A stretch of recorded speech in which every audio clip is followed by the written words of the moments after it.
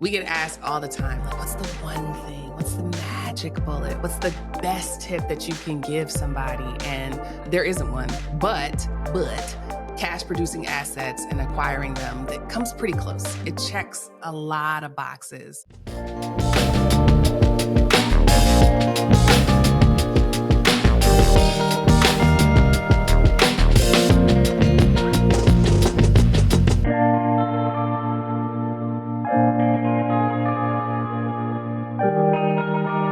Welcome to the Rich and Regular podcast, where we explore life at the intersection of money. I'm Julian. And I'm Kirsten, and today we gonna argue. Okay. No, I'm just playing. we are going to talk about the two of the most important metrics that matter: cash flow and net worth. Yeah. We're gonna talk about them in detail. But first, I want to shout out WGSF. SF.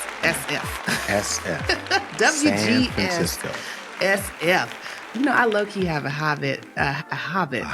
And a hobby. You might got a habit. I have it in a hobby. I'm trying to figure out what's behind y'all's usernames. Like, I immediately started trying to figure out what this stands for. Oh. So you assumed SF is San Francisco. I wasn't even on that wave. Well, the W is like a radio station, or we have WSB TV. So that was my first thought. I doubt that's what this is. Yeah, no. But the GS might be Golden State. Oh, see, no. And then SF is San Francisco. So my guess is this is somebody from out west. I'm putting my money on it. See, my mind went straight to we getting sturdy. No. No. Anyway, WGSSF left us a 5-star review that said, "Thank you. I love all the content that you put out. The recent episode on affordable senior housing was so informative.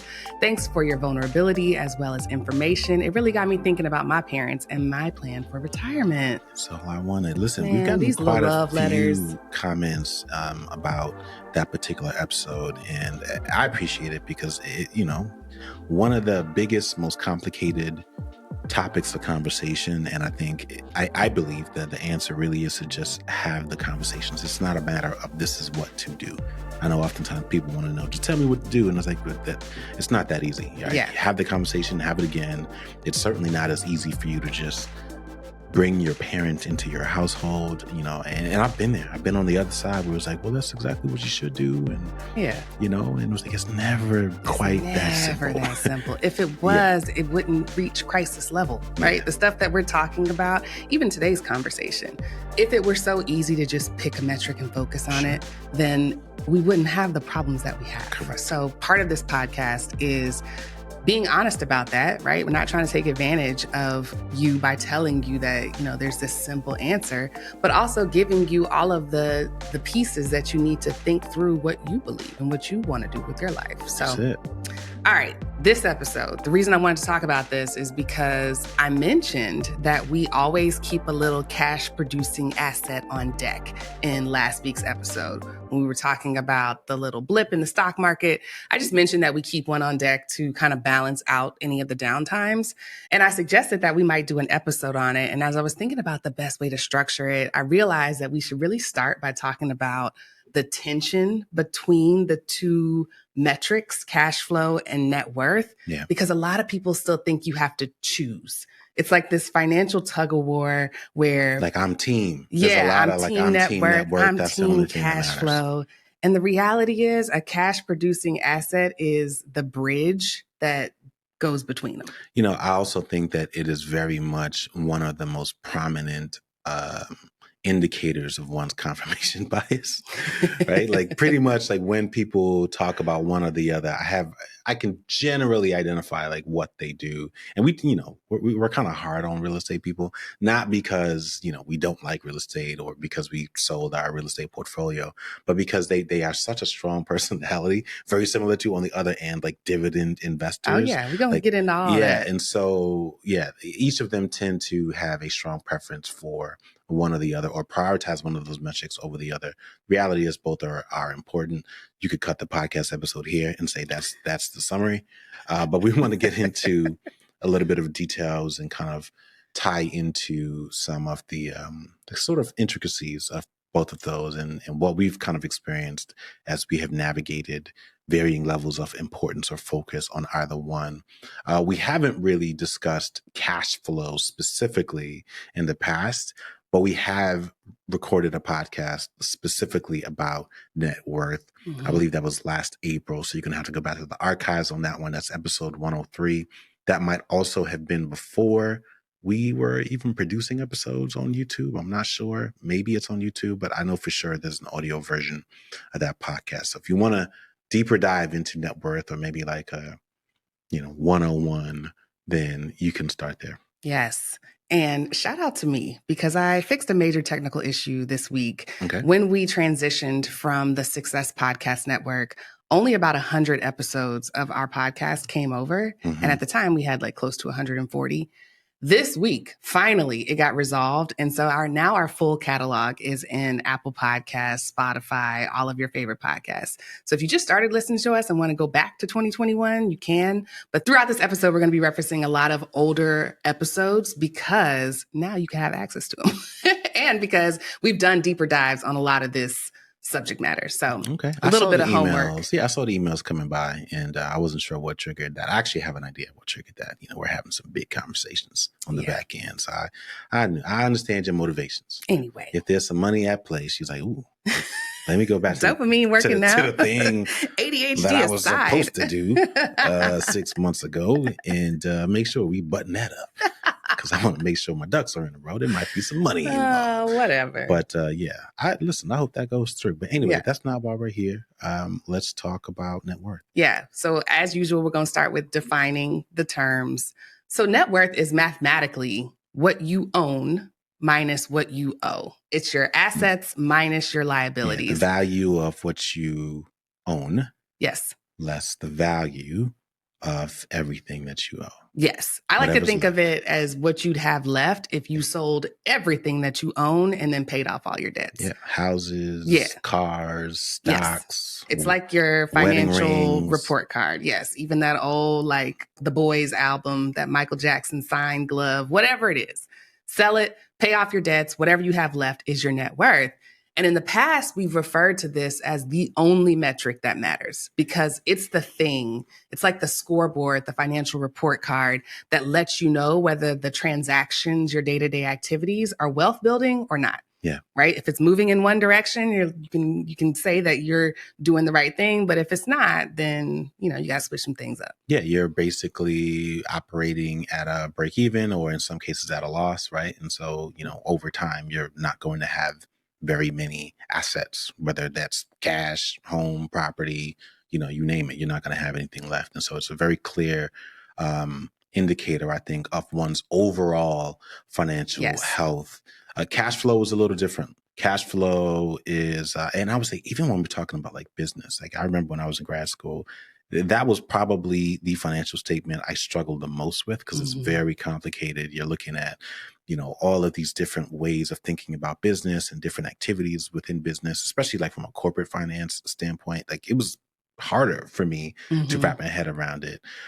But from a personal finance standpoint, cash flow is basically, what we rely on to get through day to day, week to week, month to month. Like it's one thing to focus on net worth, which is very much more of a long-term metric, but like before you get to the long term, you got to focus on the short term as well. And so it's like very much a reflection or the health of one's like heartbeat. So they're both like financial health indicators, but I would think of cash flow as more so like the heartbeat. Net worth, I would say, is like, longevity or morality as a whole, if you will, overall wellness. I don't know. But it's a reflection of the steadiness of your income and your ability to manage the cash coming into your home or your business or whatever it is, your household, and the cash that is going out in order to maintain, growth or steady growth, or paying off bills and making sure that your debts are not accelerating at a rate faster than your income's ability to actually manage them. Yes. And so that, I think, is the way that I think about cash flow.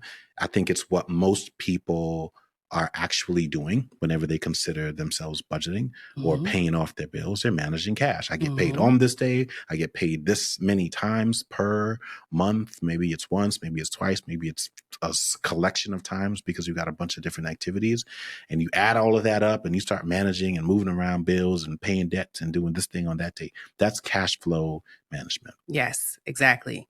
Now, there is an argument for net worth being like the only metric that matters. There are some people who are diehard net worth fans, trackers. They're tracking it daily. It is the thing that they look at. They're not looking at their checking account. They're looking at their net worth. And that's a privilege, but I get it. Yeah, it is. But there's some pros to it, right? The first one is status. A high net worth opens a lot of doors. You get invited to the right parties. You get better terms when you're borrowing money. It provides this holistic view of financial health. And so even if you are a net worth millionaire, but live paycheck to paycheck, you can identify still as a millionaire. People will treat you as a millionaire. It does not matter. That's what defines your millionaire status. Exactly. Is your net worth. You can, exactly. To your point, you can know plenty of people who earn 200,000, bring in $250,000 every single, more than that. Doesn't really matter. But at the end of the month or at the end of the quarter, they're in the hole. They're struggling just like you. Yeah. Absolutely. Another benefit of net worth as your metric du jour is that you can focus on overall financial growth over time. So it aligns well to long-term goals, right? That's the metric you want to track if you are trying to support things like generational wealth or figure out your retirement plan. Yeah. Some of the downsides are exactly what we said. You're at risk of being asset rich and cash poor, right? So you can't eat net worth. For most of us, cash flow is what determines whether you're eating organic kale or ramen noodles at the end of the month. It's not net worth. It's how much money you have in the bank. And net worth is largely on paper. You can have difficulty accessing that wealth if you have a financial emergency. Depending on where your assets are, they can be hard to liquidate if you needed cash quickly. It can fluctuate significantly with all these market changes. So there's just a lot that you can't control about how it's valued. Yeah. If you live in a neighborhood where houses are going for $300,000 one day, but then there's a flood and you're not insured, you can't, you don't control that impact to your net worth. And then again, like you said, there's a barrier to building net worth. You have to be able to acquire assets. Yeah. And that's incredibly tough for people who earn less or didn't have an inheritance or just are in a position where they're not able to fix that side of the equation. Yeah. And I think that is essentially the argument why so many people have a preference or prioritize focusing on cash flow over net worth as a whole. You tend to find that those are people who I think are a bit more hustle savvy, or like the business owners or the side hustlers, the people who like to make sure that while I've got all this stuff going on in the background, but they like to get involved and be a bit more active with their money instead of the inverse? I'll just say opposite because I'm not sure. But instead of just net worth people who I would like to think just enjoy a bit more passive, sort of long distance, slow and steady approach. Again, they're both important, but they all have their pros and cons. Yeah. And so again, pros for focusing on cash flow, I would say, is you just have much more focus on your day-to-day, month-to-month, short-term abilities to meet obligations. And depending on how healthy those metrics are, you are either comfortable and clear on that comfort level, or you're also laser focused on making sure that you're not falling into a deeper hole because you don't have enough cash coming in. I think as a result of that, it just naturally makes you a bit more of a more effective budgeter, right? Like I remember being in those days where this was before I even had a financial dashboard, and it was old school. I had my own Excel spreadsheet, and I could tell you what, I paid for electricity, depending on the month. I knew when the upswings were, when things were getting a bit more expensive in the summer, and in the winter when I was running the heat and all that stuff. So little things like that, like that's one of the benefits of focusing on cash flow. The downside to it is that when you are so laser focused on that, like you tend to disregard what's happening in the future. Like you don't really care about, you're dismissive about compounding interest or, the stock market or, and to a certain extent, like real estate appreciation, because you're just trying to make sure that like right now this is what the priority is. Do I have what I need to cover this month? I've got this big expensive on the horizon a couple of months from now. And so that's what I'm primarily focused on. And you start to develop a preference for investments that produce a lot of cash flow upfront, right? You start to turn down things where if it's not instant, it's like, nah, I don't even know. Yeah. And again, it depends on your lifestyle and what it is that you're trying to accomplish, how aggressive you're trying to go. At the end of the day, return on one's investment, regardless of the investing activity, there are funds or investments that give you that flexibility, that give you a little bit more of that cash flow or return upfront. And then there are some that withhold that until the very end. And so, and there's, maybe a bunch of little options in between. And so, you have people who just have a greater preference, and there's a spectrum there of getting more of that return on the front end. And so we started out kind of poking fun at real estate investors a little bit, but they tend to fall in this bucket, right? These are the people who understand long-term investing, but they also, especially those that are like landlords, you own property, you rent it out, or maybe even you are a Airbnb short-term rental owner.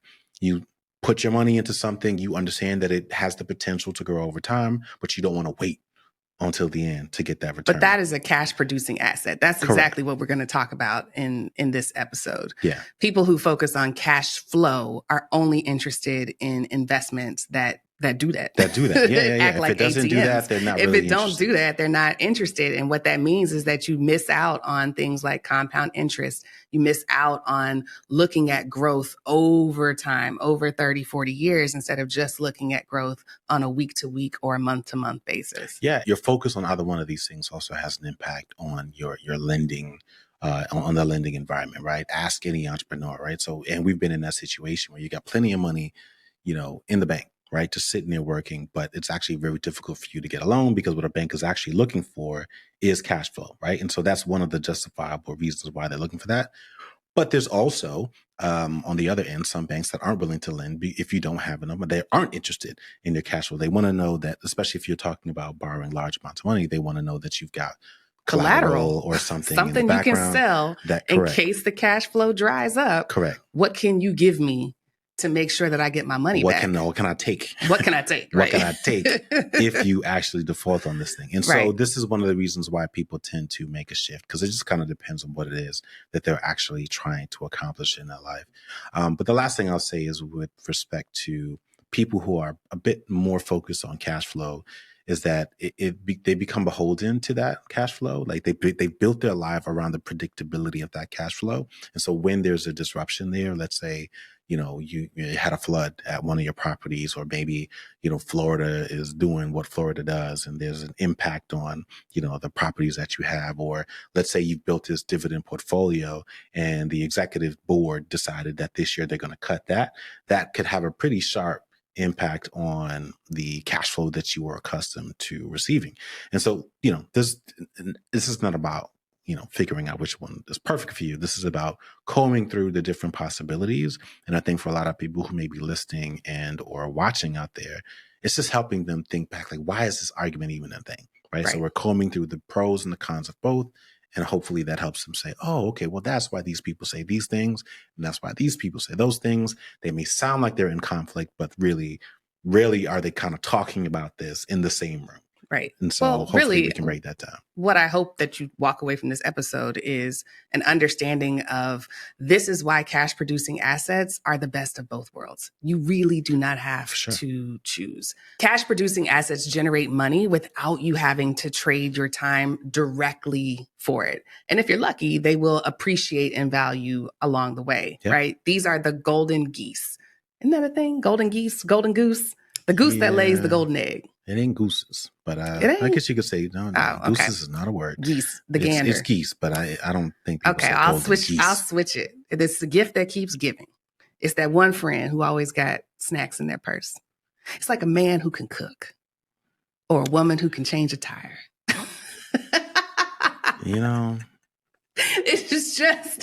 It's assets that just don't sit pretty on the balance sheet. They actually roll their sleeves up, contribute to the household. Like they do something. They're not just sitting there being a number. Yeah. Well, look, if the line requires explanation it's probably not one that we want to keep using. I understand what you're saying. Yeah, I think what cash producing assets do is they introduce an additional layer of flexibility. Yeah. It allows you to multitask and you can focus on both cash flow and long-term growth at the same time. It gives you something to compare earned income to. Yeah. So something where you have to trade your time for money. When you have this asset, whatever it is, you now have something to compare, like what $200 at work feels like and what $200 in rent every month feels like. That was certainly how I viewed it. I remember when I was originally interested in becoming a landlord, and this was like the late 2000s. We were coming out of the 2008 economic downturn, the Great Recession, and it was a bloodbath out there. And I think there was a company called Realty Track. I don't even know if they're still around. They probably got consolidated, but they were basically tracking this wave of foreclosures. Mm-hmm. And I remember thinking, because I had been really book smart, leading up to that. And I was like, wow, this is a time for me to actually catch up because, there's just without question going to be a ton of properties. And if you've got cash, you've got, good credit, you've got an opportunity to really invest. And I took advantage of it. And long story short, once we got that property, at first I was just happy just to kind of get it, closed and to get it filled with a tenant. And then I realized very quickly I needed a management company because I had a day job and I was not about to be running from one side of town to the other side of town to show the property and do all that stuff, even though I was glad I did it because I wanted that experience. But after like the second year and we had done a rent increase and then, maybe year 3, year 4, and I was like, wow, like my costs have stayed fixed, but we've been able to increase this rent. And it was really great because at that time, I was also really gunning for a promotion. Mm-hmm. And exactly what you said happened. I was able to say, wow, at the end of the year, I ended up making more money. And as I mapped out like the actual work that I had to do throughout the year in order to gain that additional income, it was something like $5,000 at the time, which, at the time I was like, wow, like I just gave myself $5,000 by leveraging my credit and some capital, some dormant cash that I had saved up over a period of time.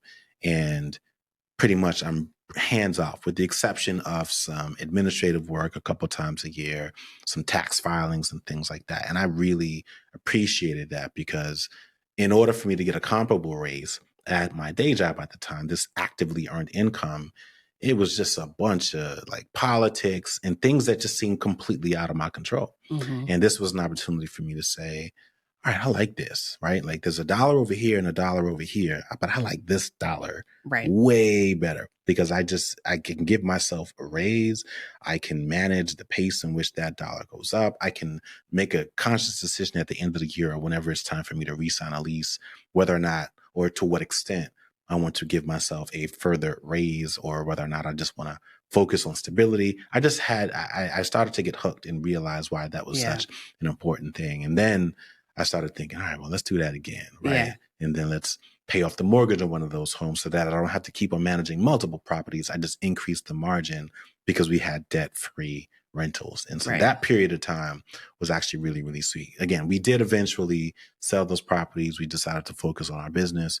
And that's been great because, to your point, we found other avenues to earn income with that. And we enjoy it. That enjoyment factor, I think, is really, really important. And I think that plays a pretty big role in the role of people who are interested in cash flow. You enjoy it, right? You enjoy doing the analysis. You enjoy, fixing up the properties, or you enjoy doing the administrative work to ensure that you get that cash flow. So yeah, it's one of those things. And I think it's one of the reasons why real estate naturally as an investment class is one of the most popular and, prevailing ways where people can build wealth because it's like the best of both worlds. Like real estate obviously appreciates over time in most cases. And if you do a good job of managing your properties, you can just continue to manage the debt, which is practically being paid for by the tenant, and then pocket the profit and just continue doing that over and over again. So it's one of the reasons why it's one of the primary ways of building wealth. Yeah, rental properties is probably the OG of cash producing assets. It's got the most content online. If you are looking for passive income, it gets lumped under that, although it's not very passive. I was about to say that opens up a whole door. Yeah, we're not getting into that. I'm just saying that it's passive relative to the job that you got to wake up at 6 o'clock in the morning, spend an hour in traffic. Come on. But it is just one type of cash producing asset. So I want to go through a few more. The second one is a dividend paying stock. We did an episode on this. It's episode 118. You can listen to that for more details. But basically, a dividend stock is a stock that allows you to cash in on some of your returns early because they're always paying out a little portion, whether it's quarterly or annually, whatever it is. You get a little portion as a little snack. It's like that friend who chips in on gas for road trips. You weren't expecting it, but it's nice to have because like you needed it. And people love dividends because it feels like free income, but it's not free. It's your returns. It's the returns that you would have allowed to sit and compound, but they pay it out to keep you interested in the stock and to solve the cash flow issue of having your money locked up. Yeah. Right. There's also bonds, which are the steady eddies of the investment world. They're not sexy, but they are reliable. They can be. They can be, true. We did an episode 112 on bonds and how they work, but short overview, you lend a government or a company some money by buying the bond. They promise to pay you interest like clockwork, unless they're going through a government shutdown or some other crisis. But generally speaking, they promise to pay you interest. And at the end of the bond term, you get your original money back. Yeah. So it's like a loan, but better. Yeah. A loan where you're the lender. Yeah, exactly. There's also royalties, right? And this is one that you don't really hear a lot about. We do not earn royalties on our book, yet. It's going to take some time. We are very happy with, obviously, the number of books that we sold, but it's going to take some time before we are actually even eligible to do that. But essentially, the way that works is you have an asset, and in this way, it's technically like intellectual property. You license that asset to, let's say, a publishing house, publishing company. You wrote that book, and you can do this in a variety of ways, but this is just one of those examples. And basically, you are given an advance. You have to pay back that advance. And once you eclipse a certain level of units sold or whatever your agreement looks like, you then start to receive a percentage of the unit sold after a certain amount. So I'm just making it up. Let's say after you sell 1,000 books, you might receive 1%. Very similar to what you hear about like in the music industry. And then after you sell 10,000, that number might go from 1% to 3%. And then you may eventually hit some point where it's like 25%. I'm just making it up. There's a lot of ways to structure it, but you get a percentage of revenue. Yeah. We also did, which I haven't heard much about since they launched it, but I want to say in the heyday, which seems like not too long ago, we did a podcast episode. It was episode 133, and we talked about public.com, which was basically the investment platform / social media network where there was a lot of transparency and people could see what other people's portfolios were. But they started I don't know if they started it, but they were basically making it possible for people to invest in musical catalogs, right? So if you wanted to own, just making it up, So Def, and every time that's played. I think it was Shrek. It was bigger things than that. It was like Shrek or Frozen, like songs that were really becoming popular. You had an ability basically to own like a tiny share and then receive royalty. Like, think about Mariah Carey. Wouldn't that be nice if you own a little bit? Obviously you can't, she does, but like if she were to make it available, you wouldn't be able to do that. But this oftentimes becomes one of those cash flow producing tactics that people have. It's an alt investment. Typically, like in the background, like you got to build up to get there, but it's really nice to have in year 10, 20, if you had that little thing, and you can always rely on what they call mailbox money. Mm-hmm. You just go outside and like, oh, there it is from that thing I did 20 years ago. There's also business ownership, or I would say like e-commerce specifically, because like obviously owning a business can be very labor intensive. But when we're talking about something like an Etsy shop where you create something, or like a digital product, like an ebook. Obviously, there's been a lot of that activity. We have ebooks. Things like that are opportunities for you to earn supplemental cash flow and can be really, really helpful. Again, maybe it's a game changer and you sell 100,000, 200,000, but some people, you really just needed to sell a couple hundred here, a couple hundred there, and problem solved for you. It helps to fill in some gaps, some cash flow issues that you may have.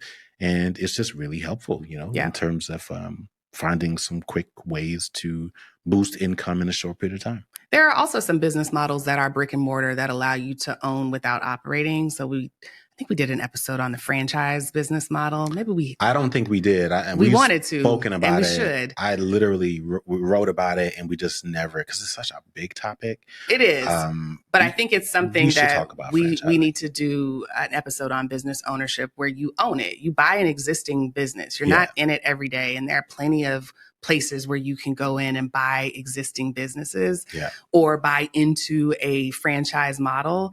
And that's another way where you own this asset. You're the throat to choke should something go wrong, but you're not actively trading your time for the profits that it generates. Yeah. All right.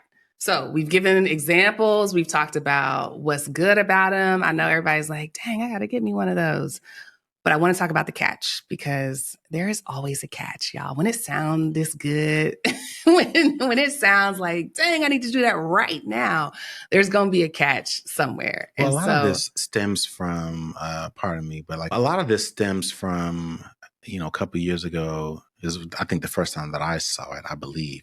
But there was a lot of like rumbling on social media around the average millionaire having like 7 sources of income. Yeah. And then as a result, people were bringing that same energy, like, oh, well, I got to do this. I got to have 2 of these. And it's like, you don't actually, like it's just a data point. It doesn't mean that this is something that you need to do. No different than when they say the average millionaire reads X amount of books a year. And wakes up at 5 a.m. and does a ice plunge. And I can assure you, if you just read those books, you're not going to be a millionaire. Right. Like it takes a little bit more than just reading books and waking up at 5 o'clock and, drinking mushroom tea and running outside. So, yes. All right. So the big catch is that when it comes to cash producing assets, you can either buy them or build them. Yeah. Either one is going to require some sweat equity or some actual equity from your part. If you buy it, it's obviously going to require some upfront capital. No pain, no gain. You got to use some money to either buy the property or the stock or the bond or whatever it is first. So you have to consider your current financial situation. You got to look at your existing income, your living expenses, your debt obligations, as well as your short and long-term goals, because that, along with your ability to withstand fluctuations in income or business seasonality, or even your comfort level with delayed gratification, will help you be more honest about the ROI and whether it's a dollar that you like. Yeah. Right? Because that's part of the process. That enjoyment, whether you can psychologically wrap your head around the ups and the downs and the time periods, is going to be key as to whether this actually works out for you. Not only does it require upfront capital, you also have to think about a reinvestment strategy for as long as you have the business. Mm-hmm. And you have to be really comfortable with your decision-making. With dividend stocks, they give you an option to just reinvest the money. Like that's a button that you want to push in your brokerage. It's not that difficult.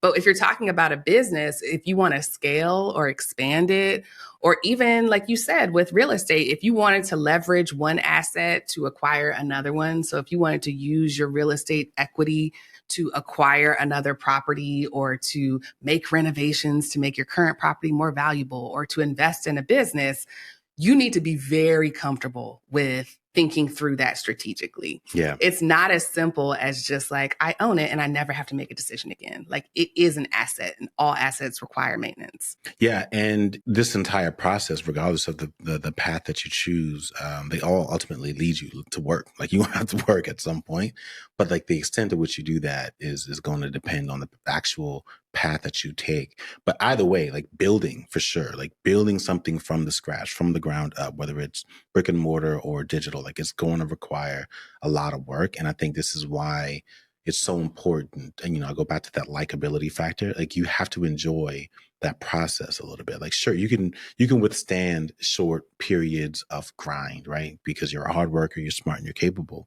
But if you don't actually enjoy that period, like there's a pretty strong likelihood that you're never quite going to reach the pinnacle of whatever it is that you're actually building, because it's a miserable experience for a lot of people. And I think what we underestimate sometimes is how our life changes and how that impacts our willingness or our drive to kind of do those things. Yes. So if you are, for example, in your 30s and you don't have kids yet, tons of energy. All the time in the world, tons of extra money, and it's super easy to manage your budget. You're looking at parents like, I don't know what the problem is. All you got to do is, there's those people. All you got to do. Rise and grind. All you got to do is get it done. And I've been that person. So I'm calling you out, but I'm also going back to and remembering the days where I was super naive about it. Even after our son was born, I was like, man, I don't know what these people talk He about. naps Back when all 8 he hours did a was nap. day.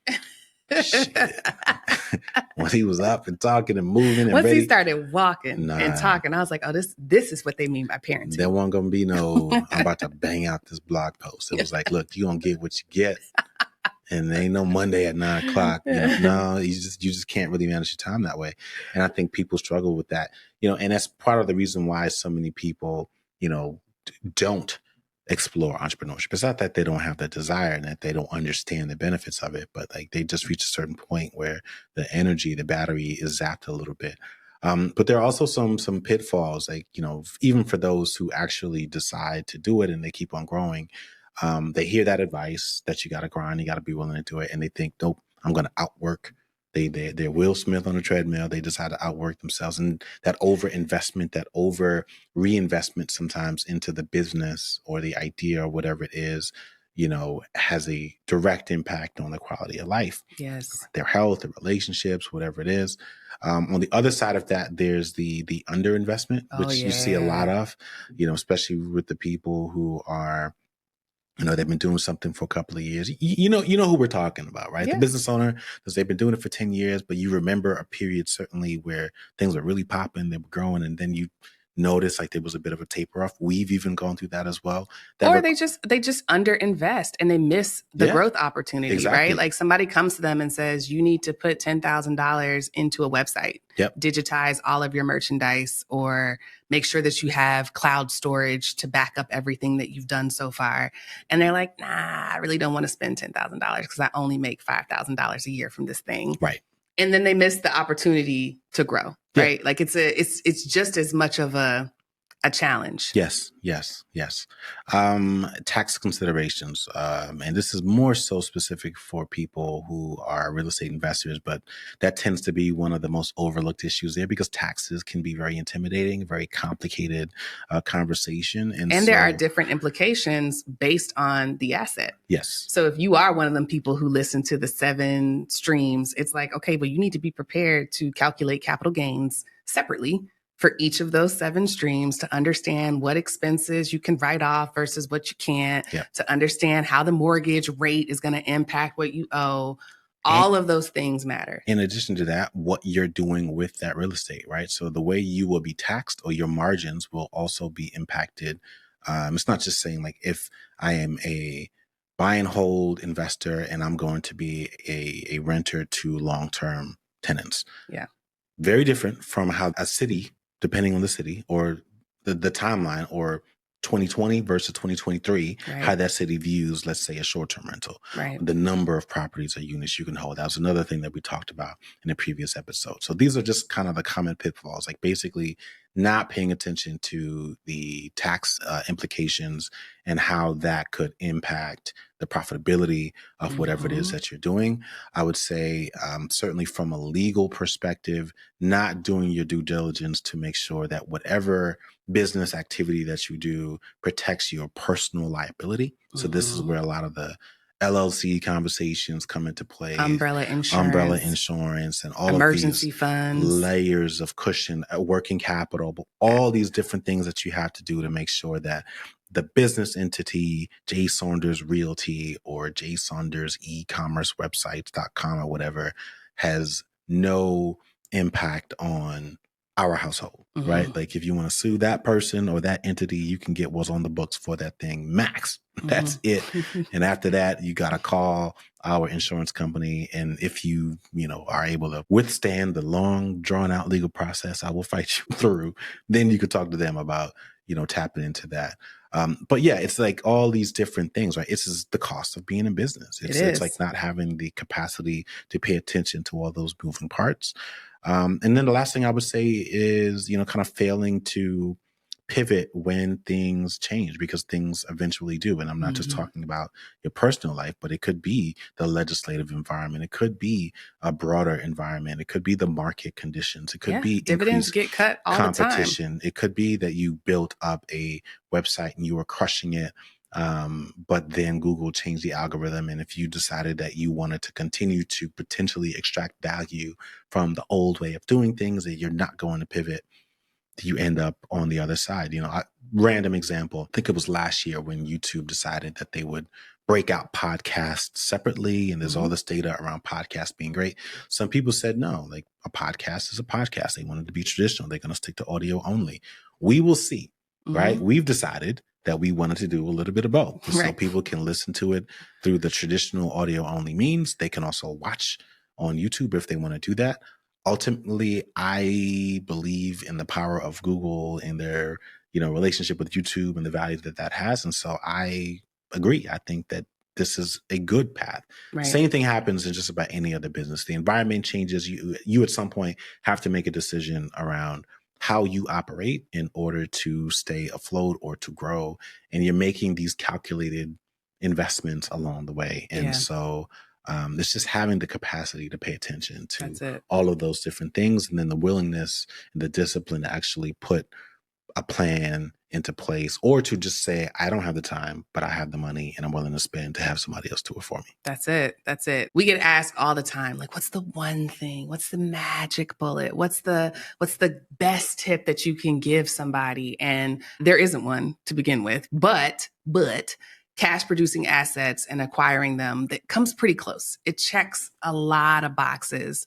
But even with that, you cannot skip the fundamentals. You still have to have good credit so that you can access good loan terms. Yeah. You still have to practice living good on the low, living below your means so that you have a solid debt to income ratio. Even if you get creative with your financing options and pursue something like seller financing or peer-to-peer lending, you still got to be credit worthy and you still got to pay them people. Yeah. Like, you still have to do all of the things that a lot of people think they are too advanced to review and remind themselves of, like, all right, I've got a budget issue, or I've got a cash flow issue, or my net worth is imbalanced. I need to figure out how to bring down or up one side of the equation. You still got to have the fundamentals before you can truly appreciate and understand the value of a cash producing asset.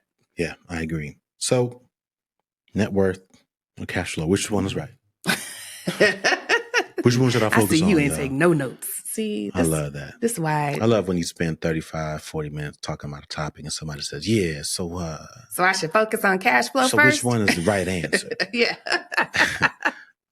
Those are my favorite questions. All of the above. All right, y'all. Well, thank you for listening to another episode of our favorite cash producing asset, the Rich and Regular Podcast. If you like what you heard and you want to continue to see it appreciate, please leave us a 5-star rating and review, or drop a comment below and we will keep the conversation going. We will see y'all next week. I like that. Well played. If you like videos like this and want to see more, make sure you click subscribe and turn on notifications.